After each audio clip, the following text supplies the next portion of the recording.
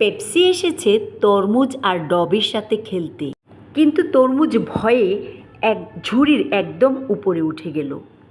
Pepsi বলছে, আমরা খেলবো, নিচে নামো।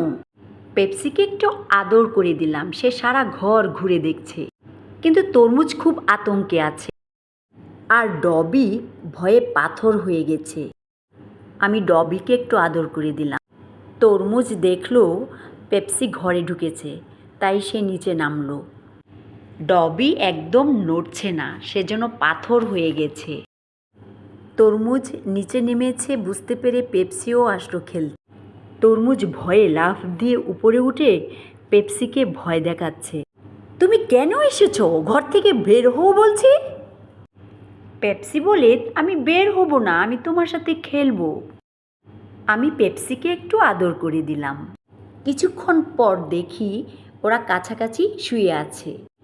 বাহ, অল্প সময়ে তিনজন বন্ধু হয়ে গেল।